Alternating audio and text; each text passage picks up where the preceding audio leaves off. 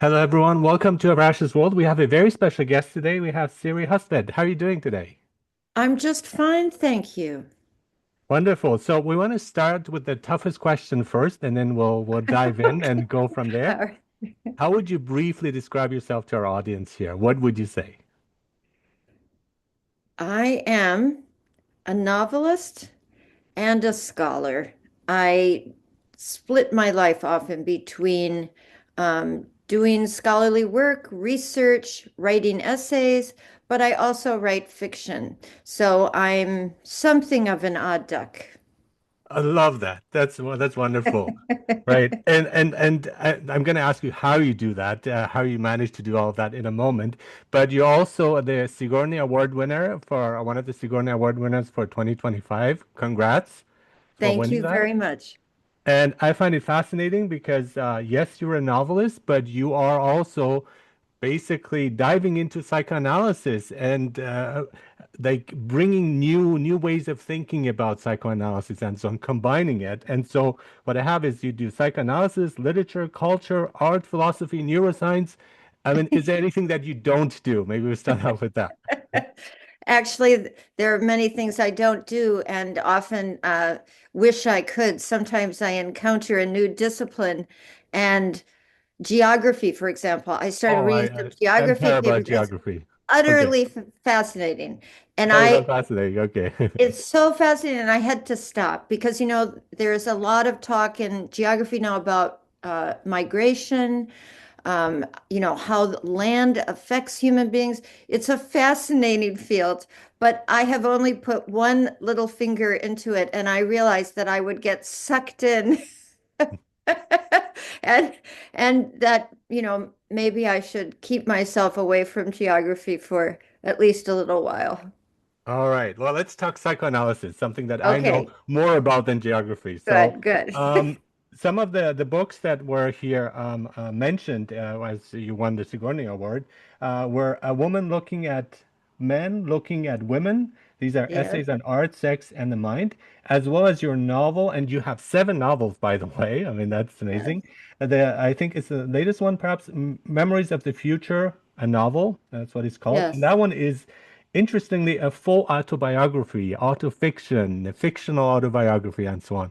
So, I want to ask, how does psychoanalysis fit into these two works? And then, if you can briefly maybe tell us what you talk about and what makes them again linked to psychoanalysis here. Yes. So, as you noted before, I think of myself as an epistemological pluralist, which means that I can use a number of different paradigms to look at the same problem, right? Mhm. So, psychoanalysis is definitely one of them, and cognitive and the neurosciences is another. They're not the same. At the same time, I think they can enrich each other. And I started reading Freud when I was 15 years old. And I came to Freud in a very odd way, which was that I read Kate Millett's Sexual Politics, which is a feminist book, and she attacks Freud No, in oh that no. book. And I thought, well, how can I know what she's talking about if I don't read Freud? So that was when I started becoming interested in psychoanalysis as a field and a discipline. And I found myself roped in by Freud's powerful rhetorical voice and have never stopped reading Freud. This does not mean that I agree with everything that Sigmund Freud said about everything. I do not, including some of his comments about women. But it's very complicated, and I have never regretted this long-standing interest. And once I got older, I started reading object relations, uh, uh, uh, theorists. D.W. Winnicott is one Mhm. of my beloved people that I carry around with me. Yes. And Freud's idea of transference, which is, this land between patient and analyst, which he kept revising over time, is something that has fascinated me for years. And I call it the between. Now, Mm. that's partly stolen from Martin Buber, Oh, yeah, cool. who talked about the between, and he was actually very interested in therapeutic relations as well. So Buber comes in there, Winnicott, and Freud is the kind of foundation. But when Winnicott started thinking about transference, um, he turned it into play. So Mm. this is a beautiful thing to me because Freud thought of the transference between the patient and the analyst as a path between kind of delusional neuroses Mhm. and the reality principle. And what Winnicott does is he changes that into not necessarily about illness, but he says that every human being needs to play. And that area of play is between the baby when it starts and the parent, or usually the mother is the person Winnicott talks about. And that if you can't play, you're not human. And he I love that. also talks about patients that he had that had to learn to play. Hmm. This is a beautiful idea to me. Love it. Love it. Yeah, I just think it's so wonderful. So Winnicott, in a way, brightens up Freud. And I gave the Freud lecture in Vienna in 2011. I spent many months rereading and reading some Freud that I had never read before, struggling over ideas. But one of the things I realized is that James Strachey, the translator of Freud, Hmm. Hmm. translated the German word Tummelplatz Hmm. as playground. Ah. Now, D.W. Winnicott did not read German. A Hmm. Tummelplatz is like a place of action. It's like a kind It's of very marketplace. chaotic place. Yes, a Yeah. chaotic place full Yeah. of action. Yeah. And so, and, but it's not necessarily about children, Yeah. which is playground we associate with children. And I think that Strachey's translation was part of the vehicle for Winnicott rethinking that area of the transference. Mm. And I put that in my talk because I felt I had discovered something interesting about translation. Mhm. Yeah, yes, absolutely. I mean, for me, when I was 15, it was Kierkegaard who got me, and not Freud. And we're going to talk about Kierkegaard in a bit, but I want to still Oh, I focus a bit read more on Freud. Kierkegaard at 15 You too. did too? Okay, awesome. Yeah. And Yes. strangely enough, I mean, it was like it's considered complicated and hard to follow and hard to understand. And I was reading it in German back then. I grew up in Germany. And Okay. so for me, it was like it made sense. It made perfect sense. It wasn't difficult at all. Like they're complex ideas, but I just grasped them immediately. Others I wouldn't, right? It's just this special connection. But I want to go back to Freud. I mean, I don't Okay. agree with myself 100%. I think there's no one we agree with 100%. But No, no. I also like what I was in, like there's a lot of good things that he's seen, but there's also blind spots. And I think Yes. the way he went after Otto Rank, and Otto Rank brings creativity to a psychoanalysis. He says you don't have to like have like years and years of therapy. You can condense it and you can really like, and he brought in the mother into it. It's like which Yes. Freud did not talk about mother. And there's a No, personal reason for that because he got then psychoanalyzed by Otto Rank. And of course, he didn't like it and just kind of just left. shunned him. Yeah, shunned and said, don't follow him. Basically, like canceled Otto Rank, who was Right. supposed to be a successor. So, I mean, those views are so important because yes, Freud is the beginning point, but then it develops into other things. And Winnicott, I love too. And just Yeah, the change, I think, is so important of seeing things a bit differently there and being open to other viewpoints too. I agree totally. In fact, that is my nature, is pluralism.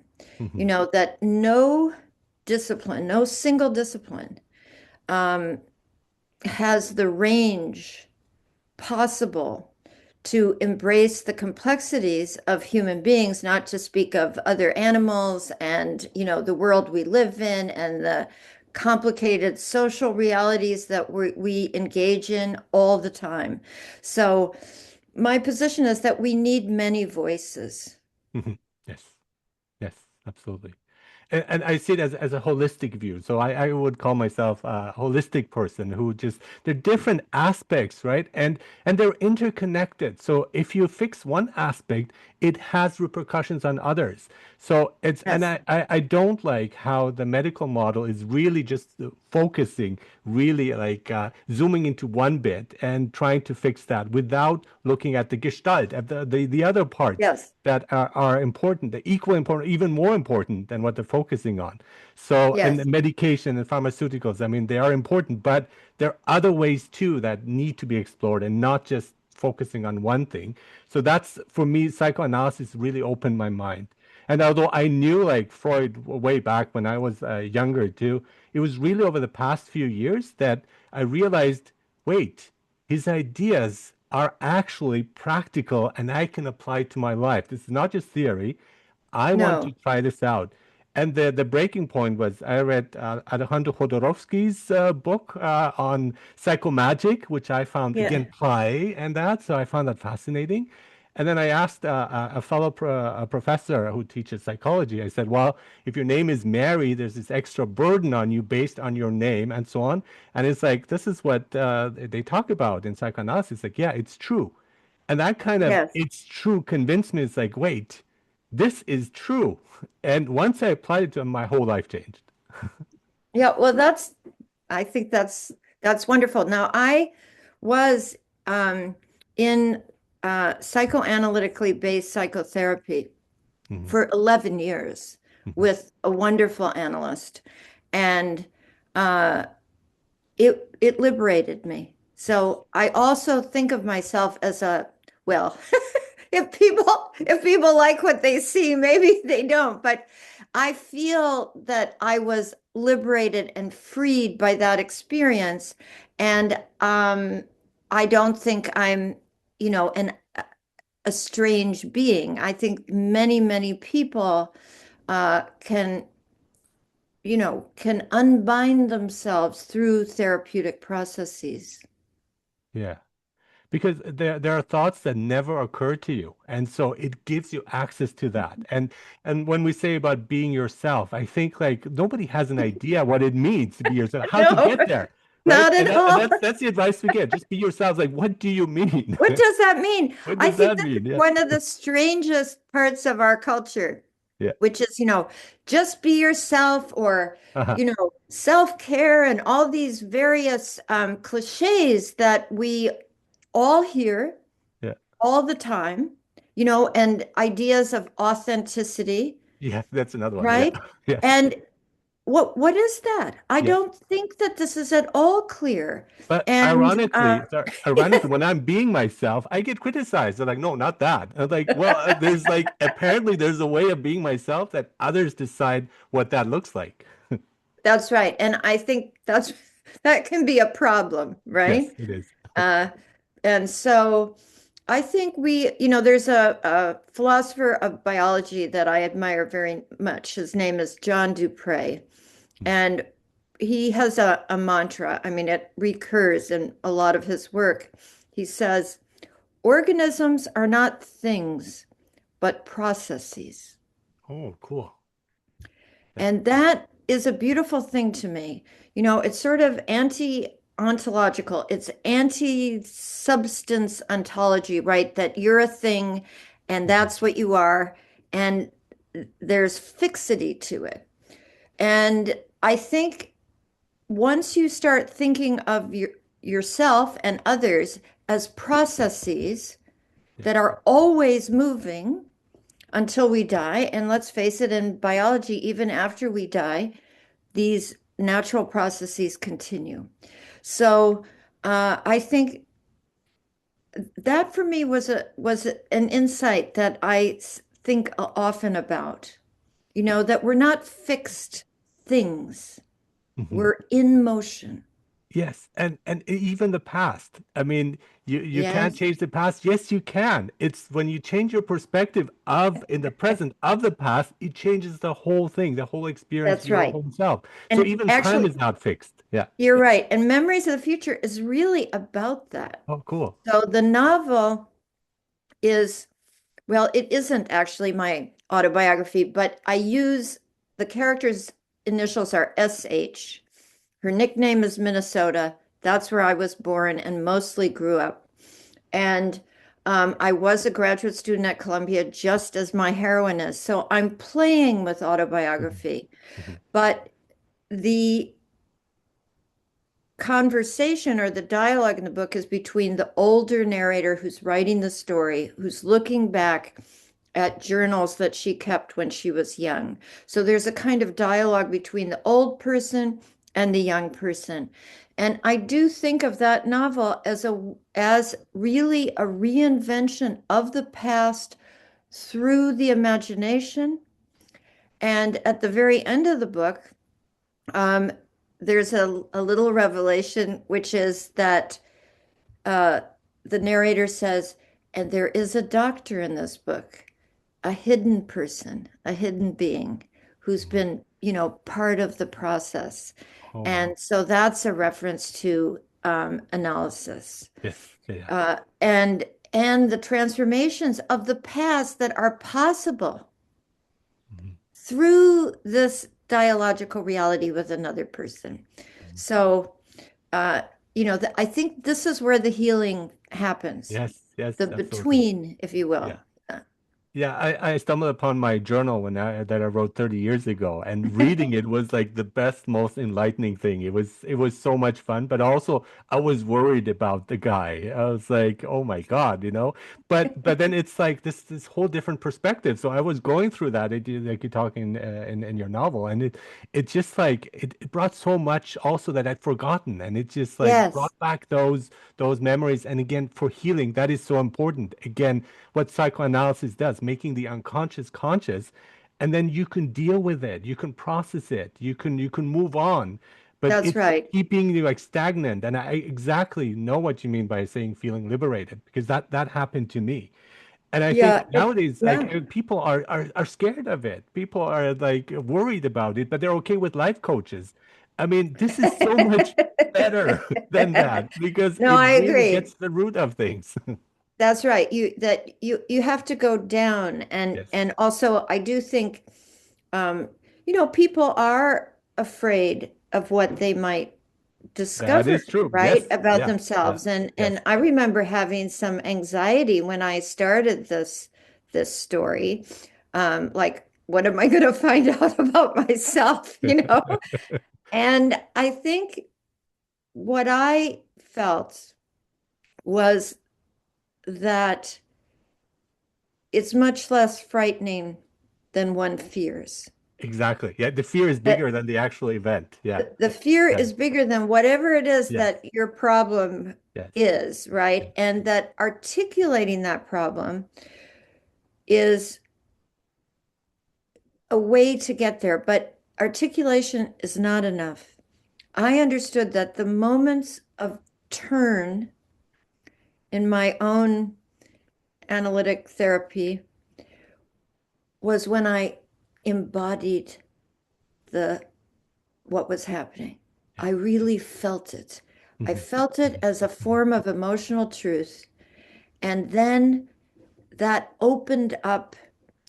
really opened up arenas of thought and action and love Mhm. that had been closed before. Yes. And that has a magic. You use the word magic.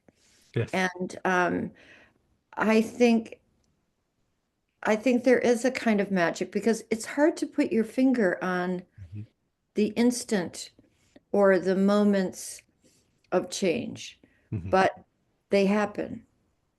Yes, you do have to go through it. I mean, it is painful. You do have Oh, to like go through that you path, I feel. froze. There was a moment where I thought I don't want to go there. There was these like feelings that were like I didn't like them at all. And I said I didn't want to go there, but I said yes, I am going there, right? And I will face those things.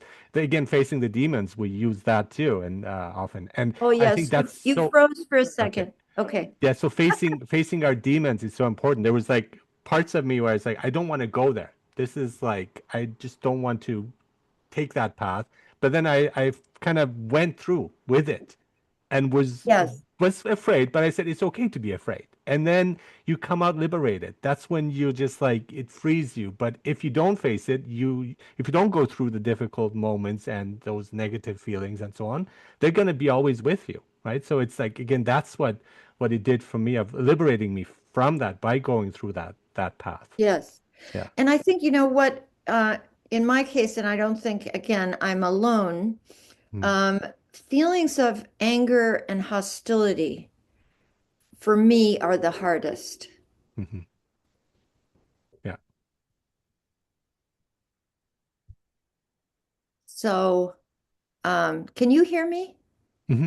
Yeah, yeah. Yes, you're I there. can. Okay, Yeah. because you froze a little bit. Uh, But anyway, I those that kind of anger, I think we're many people are frightened of their own aggression. hmm. Hmm. And that uh, getting through that for me was extremely important. Yes. Yeah. Also being on the defensive, I find a lot of people are, and I used to be on certain things, but then once again went through that, I don't have to respond immediately. I don't have to be on the defensive. And that was such a liberating feeling too. It's like I don't have to react in this way. I can react in any way I like. So I'd rather react in a calm way, in a Yes, caring way. And that's yes. a choice, but it's not always conscious. So that's why we need to get to the unconscious. And that's what psychoanalysis helps in that sense. That's right. That's right. So defensive responses, especially ones that are repeated, Mhm, right? So mhm, these, I mean, Freud did talk about that. I mean, patterns of neuroses, right? So mhm. that some guy who's always, getting in trouble like with the meter maid or, That's right. Yeah, in the grocery line, yeah. just like it's always a belligerent arena for this person. Well, sometimes psychoanalysis then can say, why were you yelling at the woman in the grocery store? There's a pattern there, Yes, right? And yes, then unpacking the patterns um, in a non-judgmental way. I mean, yes, that's the great yes. thing about That's right. therapy, right? Yeah. Is that these are not judges of your life. These are people who are trying to help you Mhm. um, uh, make a path where maybe there Yes. wasn't one before. And getting unstuck. I mean, that's Yeah, how I see it. unstuck. You're getting Yes, unstuck from it, from that. yes, yes, And that's like a lot of decisions I've made when I look back and I see it with this new point of view. It makes sense. It makes perfect sense. I can't be angry with myself because it made sense at that time in that frame of mind that I had. But now I'm gonna choose differently, and now I'm free. I have more options available, and I can be more yes, myself than I was 10, 20 years ago. yes. And also, the context of our lives changes, right? As you That's true. said, Freud had the idea of, he called in German, it's Nachträglichkeit. Hmm. Rather strangely translated as deferred action in Strachey. But Hmm. I would like to translate it myself as afterliness, I like that. Yes. that Yeah. it's not a word, of course, but an Mhm. invented word, which means that as you mature, as you change, as you grow, the context for what happened in the past changes. So you think about those episodes, if you will, in a different way. Mhm. Mhm. I also want to look at literature because that's something I studied, French Yes. literature, and so your view is on perception and identity, which I find fascinating. Mine was about reading and the effects that reading has on people and their viewpoints. So, like Madame Bovary, Don Quixote, who read those books and they took it for something that was real, and then it kind of distorted their lives. And I basically my conclusion is reading is dangerous. It's you have to be Yes, careful.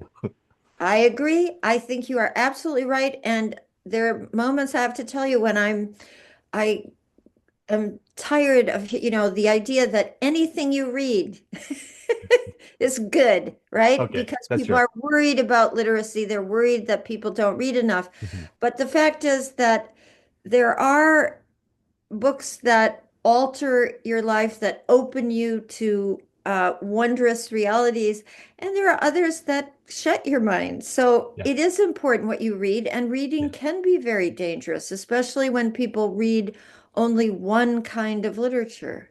yeah, yeah, exactly.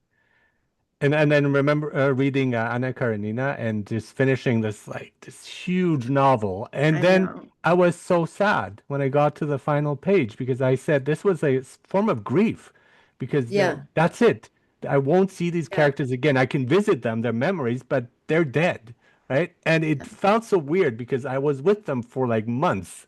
They were my Yes. companions. And that's the wonder Yes. of literature, I think, because it brings people that are fiction, but it brings them to life, maybe more than people we interact with in daily life.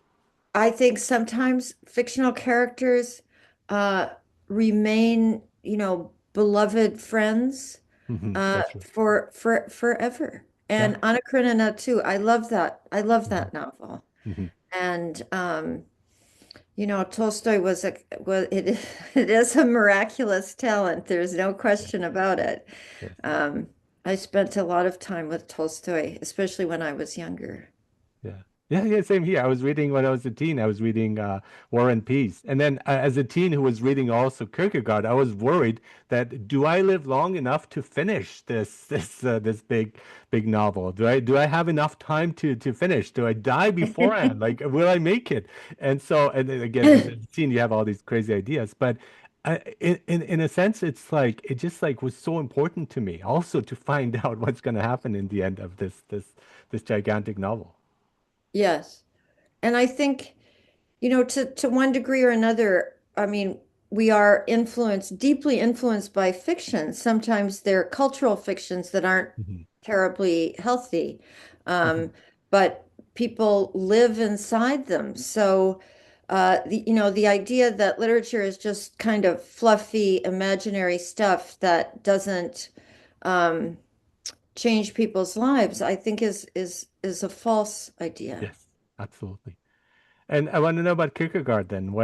Oh, yes. What's his role in your life? I mean, Well, there is actually a personal part of this mm, because I grew up in a little town in Minnesota. My father was a professor of Norwegian language and literature, mhm, and we we lived outside the town. And right across the creek, there was a creek. It was kind of rural when I was first living there. And the translators of Kierkegaard into English lived right across the creek, the Hongs, mhm. Edna and Howard Hong. And so Kierkegaard, and my father read Kierkegaard. And I remember once he said to me, "Oh, I don't really understand the religious stage." Yeah, The aesthetic and the ethical, but not the yeah, religious. And I yeah. remember, I don't know, I was maybe 13 or 14, and I thought, I'm gonna understand it. That's the part I like best, actually. That It's was a the main little thing for me. competitive. But when I was 15, I read Fear and Trembling, and it Mm, mhm. it changed my life. Yeah, And what you said earlier interests me very much because I found myself passionately engaged in Kierkegaard as a mhm, very young person. mhm, mhm. And you have to ask yourself, what did I get and what did I miss? But I think he wrote passionately Yes, yes, too. yeah, And I have a quote right here. I'm going to read it because sure. um, I don't want to mess it up. Mhm. Kierkegaard writes in the postscript, he writes, with respect to existence, thinking is not at all superior to imagination and feeling, but is coordinate. Okay, yes. And I think I felt that in Kierkegaard from a very young age, and then Mhm. have returned to him all through my life. Yeah. In 2013, I gave the opening lecture at the celebration of Kierkegaard's 200th birthday in Copenhagen. And so I went back again, and for the first time in my life, I read secondary material on Kierkegaard because I'd always just read him off the page, but I thought I should Yeah. know what Yeah. other people are saying about this great philosopher. And so that was a kind of wonderful adventure. But he, I do have, when I start reading Kierkegaard, I become rather obsessed. And I think that because, he's playing with the reader all the time. And that's what I wanted to say. Play. I mean, it's Oh, important he's either playing or, and it's constantly. neither nor, and it's this and that, and it's there's no clear answer, right? And I love that because I felt he gets me, he understands And me, and yeah, absolutely. And the ironies the and, irony, yeah, and the jokes. I yeah, mean, he's really very funny at times. yeah. Actually, that's true. Um, and so there's a pleasure in it, but there's also a certain aspect for me, and I think for many others, which is it's like a kind of sparring contest. You Of go his like last, yes. you say, okay, is he kidding? Or is this serious? And how am I going to understand his irony here? And And then how many creating the layers of irony? personas who are saying like opposing things, and it's like, which one is he? Which one is he Yes, siding with? where is he? And then the beautiful thing, which is part of my admiration, Mhm, is that he was also, of course, a fiction writer. I mean, repetition is a novella, right? mhm, And either or has a mhm, yeah, whole yeah. I fictional love that one. edifice. Yeah. And I use that Kierkegaardian mode in another novel, The Blazing World, that was published in 2014. Mhm, And the whole thing is playing with Kierkegaard's personas uh, and making jokes and ironies. mhm, Who's who's talking here? Who are mhm. these poetic personalities that Kierkegaard adopted? And it comes back to like by being yourself, there are like so many different parts of yourself too. So there's no clear answer. Like which one is you? All of them are you. Yes, they're all you, and I think human beings, we really are plural in many ways, right? There's Mhm, so much, and we all have the voices of others in our heads, mhm, mhm. especially people who read a lot. Yes. Yeah. And so there's a constant conversation that's part of human reality. Yeah. And you ask yourself, what would Kierkegaard do in this situation, right? And then you make a choice, right? Not just Jesus, there are others too, right? That we can use. Yes, yes. Oh, and of course he did suffer, and Yes. there are things we don't know Mhm, about the man's life, and mhm, there's a lot of speculation that maybe he had um, some kind of neurological disorder that he was hiding. We don't know. mhm. That's right. And I want to get back to here, like medicine, and you Yes, are also a lecturer at the DeWitt Wallace Institute of Psychiatry, and according to my sources, you have seminars there on narrative psychiatry and like yes. using narration to that to residents and using that approach. Yes. I'd like So to know what I more do in about the that. Yeah. seminar, it's with psychiatric residents. So, I'm 70 years old. They're a lot younger than I am. They're mostly people in their 30s. Mhm. And I take a text when I started about 10 years ago, I would have a much bigger text, but they're really busy, these doctors. So we take uh, a text from a work of literature and then we apply it to psychiatric Oh, practice. And I that's also have them write. mhm. Um, and I think that's quite important. In some of the seminars, I've had the doctors write in the voice of one of their patients. Okay. And that is a quite an astonishing exercise, it turns out. And many of them, I think I have pretty creative psychiatrists because no one has to take my class. It's, it's Yeah. if you want to, you can take my class, but not it's not required. So the people who come are already interested in literature, Yeah. um, and surprising things happen in the writing. Mhm.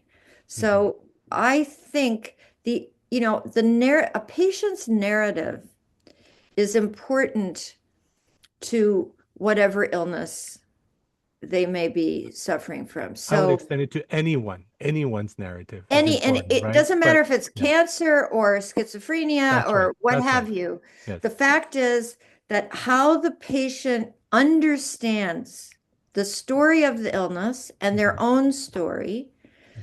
is affects the course of the illness itself. So to pretend that again, that it's static, that you can isolate this, Yeah. on a checklist, for example. And I, as you said, I'm not against pharmaceuticals Yeah. as Same here. something that can help. I think they can, but it's not enough. Mhm. And so the narrative of the patient, I think, has to be part of what's happening. And that also applies to the narratives of the doctors, right? Yes. Because Yes. Yeah. doctors have stories too, Yeah. and they're responding to patients often in terms of their own experience Yes. and, what they're taking with them. Mhm. Patients can be irritating, for example, Yeah. but why is this particular patient so irritating to you, Exactly. right? Yes. Find out the So patterns. Find the patterns, right? Find the yeah, I patterns. think Yeah. I think this is very important. Mhm. And psychiatry is a discipline that's had many shifts. Mhm.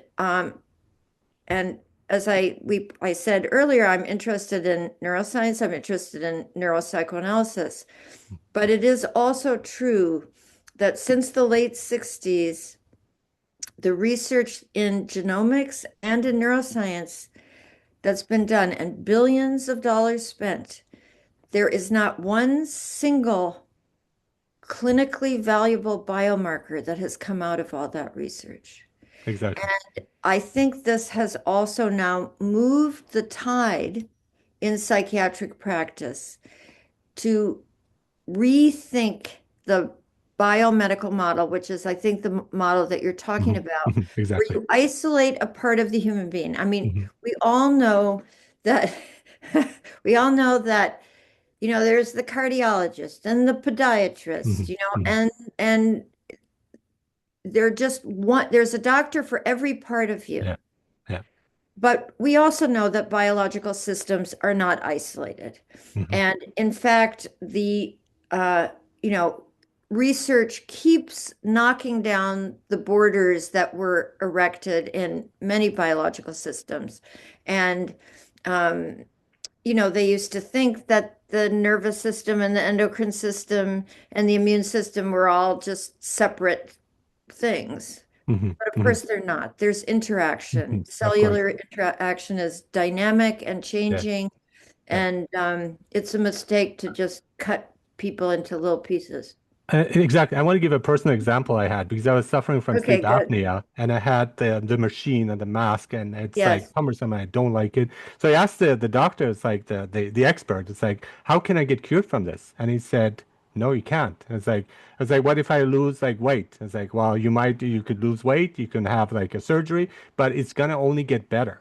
And I said, no, I'm gonna cure myself and I'm not listening to you anymore. And I've been for 2 years now. I don't use the machine anymore. I don't have any episodes because I realized the root was not what they were saying. The root is really was emotional, was stress, was my narrative. And once I Yeah. changed that, I haven't had an episode since.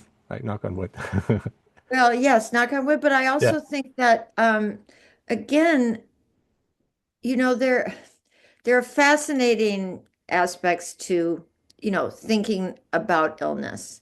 And there was a number of papers published, oh gosh, it's quite a long time ago. It might be in the 70s, of women who had stage 1 breast cancer Mhm.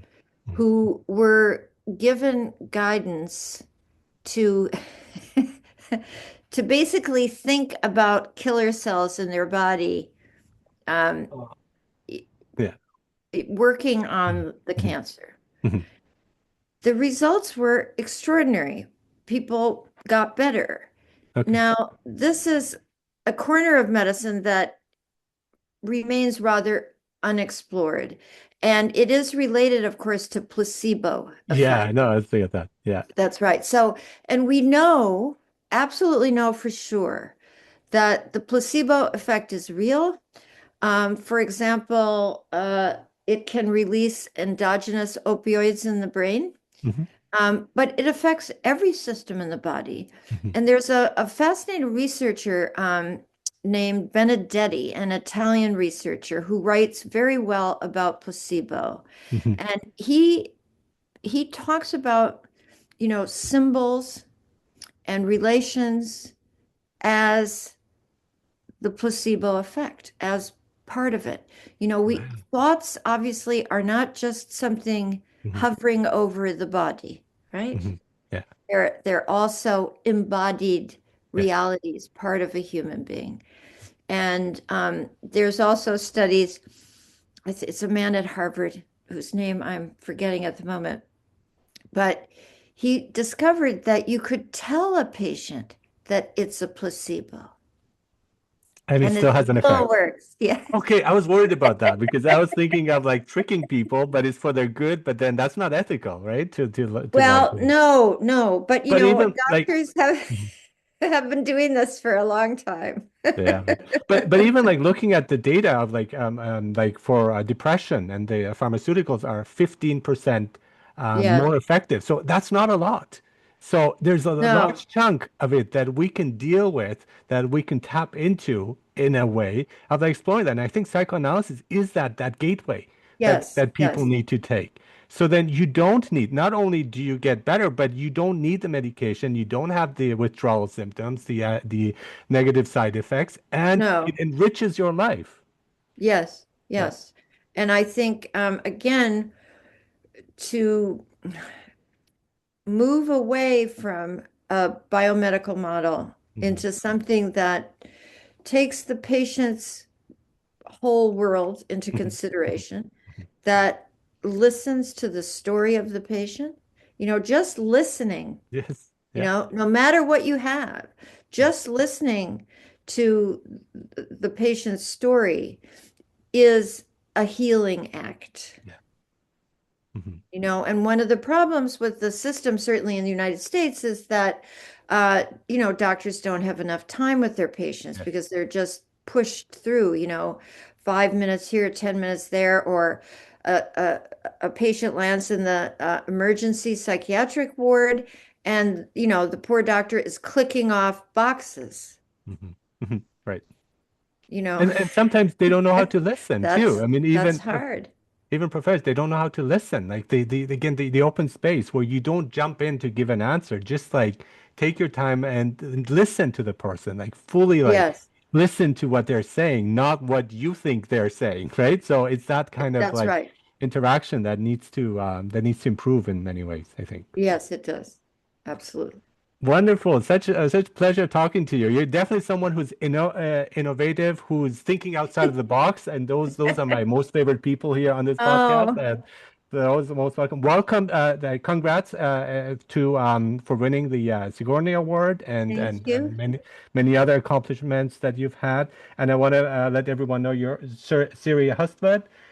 You are a novelist, you are a best-selling author, a poet, an essayist, and the list goes on and on. Thank you so much for being here on Arash. It was such an honor talking to you. Oh, thank you, Arash. I really enjoyed it. I really did. Thank you.